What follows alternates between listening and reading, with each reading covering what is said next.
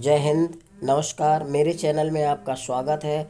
आज हम general science के कुछ महत्वपूर्ण प्रश्न बताएंगे जो आगामी परीक्षाओं की दृष्टि से बहुत महत्वपूर्ण है और अक्सर परीक्षाओं में पूछे जाते हैं।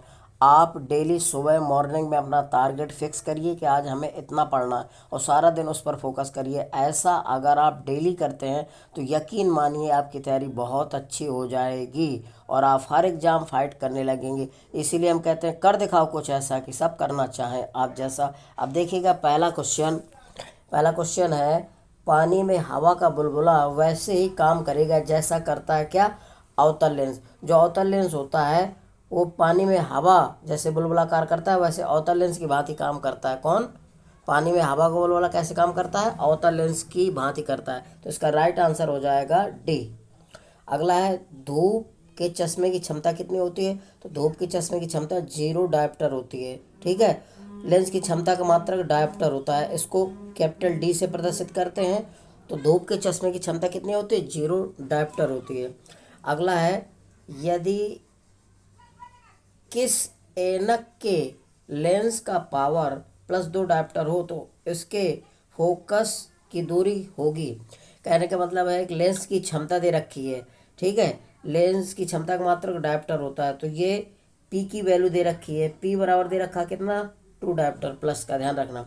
लेंस की क्षमता धनात्मक होती है, जैसे ये लिखा है। तो उत्तल लेंस की क्षमता कैसी होती है? धनात्मक। अवतल लेंस की क्षमता ऋणात्मक होती है। तो ये दे रखा है जो उत्तल लेंस की है। इसके फोकस दूरी यानी कि एफ चाहिए हमें। क्या निकालना है? एफ। तो आप जानते हैं कि हमें क्या ज्ञात करना है? एफ।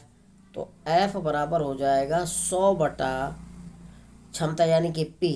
तो कितना हो जाएगा? 100 बटा क्षमता कितनी? 2 दे रखी है, 2 का भाग करो, 2 एकम 2, 2 पंचे 10। तो कितना आ जाएगा? 50 सेंटीमीटर आ जाएगा। कितना? 50 सेंटीमीटर। इसका राइट आंसर सी हो जाएगा।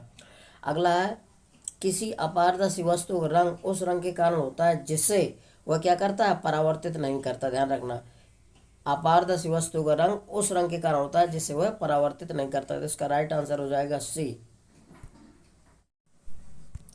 अगला क्वेश्चन है, लाल कांच को अधिक ताप पर गर्म करने पर वह दिखाई देगा कैसा? तो जो लाल रंग का कांच होता है यदि उसको अधिक ताप पर गर्म कर दिया जाए तो कैसा दिखाई देता है? हरा दिखाई देता है। ध्यान रखिएगा, लाल कांच को गर्म करने पर कैसे दिखाई देता है? हरा। तो इसका राइट आंसर हो जाएगा बी। अगला है, प्रकाश का रंग निश्चित किया जाता है। जो प्रकाश का रंग निश्चित निर्धारित किया जाता है किसके द्वारा? तो तरंग दैर्ध्य द्वारा प्रकाश का रंग निर्धारित किया जाता है। ध्यान रखना, प्रकाश का रंग किसके द्वारा निश्चित किया जाता है? तरंगदैर्ध्य द्वारा। इसका राइट आंसर हो जाएगा सी। अगला है, 3 मूल रंग कौन से हैं? तो नीला, हरा, लाल, ये 3 मूल रंग कहलाते हैं। कौन कौन? नीला, हरा, लाल मूल रंग कहलाते हैं। ध्यान रखना, इसका राइट आंसर हो जाएगा बी। अगला है, सबसे कम तरंग दैर्ध्य वाला प्रकाश होता है। तो सबसे कम तरंग दैर्ध्य वाला प्रकाश होता है बैगनी। इसका राइट आंसर डी हो जाएगा। सबसे कम तरंग दैर्ध्य वाला प्रकाश कौन होता है? बैगनी रंग होता है। इसका राइट आंसर डी हो जाएगा। और अधिक तरंग दैर्ध्य वाला लाल होता है। ध्यान रखना। अगला है, जब प्रकाश के लाल, हरा व नीला रंगों को समान अनुपात में मिलाया जाता है तो परिणामी रंग कैसा होगा? तो इसका सफ़ेद रंग हो जाता है। जब प्रकाश के लाल, हरा व नीला रंगों को समान अनुपात में मिला दिया जाए तो उसका परिणामी रंग कैसे दिखाई देता है? सफ़ेद दिखाई देता है। इसका राइट आंसर हो जाएगा वी। ध्यान रखिएगा। अगला क्वेश्चन है, मोटर कार में पश्च दृश्य के लिए कौन सा दर्पण प्रयुक्त होता है? तो मोटर गाड़ियों में ड्राइवर के बगल में जो दर्पण मिरर लगा होता है वो कौन सा दर्पण होता है? तो वो उत्तल दर्पण होता है। उत्तल दर्पण का काम होता है पीछे आने वाली वस्तुओं को देखना, जिसके द्वारा दुर्घटना होने से बच जाती है। तो पाछे की वस्तुओं को देखने किस दर्पण का प्रयोग करते हैं? उत्तल दर्पण का। तो इसका राइट आंसर हो जाएगा डी। ध्यान रखिएगा। अगला है, दाढ़ी बनाने के लिए किस दर्पण का प्रयोग किया जाता है? तो दाढ़ी बनाने के लिए अवतल दर्पण का प्रयोग किया जाता है। दाढ़ी बनाने में किस दर्पण का प्रयोग किया जाता है? अवतल दर्पण का। तो इसका राइट आंसर हो जाएगा ए। अगला है, मानव आँख के रेटिना पर कैसा प्रतिबिंब बनता है? तो मनुष्य की जो आँख होती है उस पर रेटिना होता है। तो कैसा प्रतिबिंब बनता है? ध्यान रखना, हमेशा वास्तविक और उल्टा बनता है। तो इसका राइट आंसर हो जाएगा पहला। मानव आँख की रेटिना पर कैसा प्रतिबिंब बनता है? वास्तविक और उल्टा बनता है। इसका राइट आंसर ए हो जाएगा।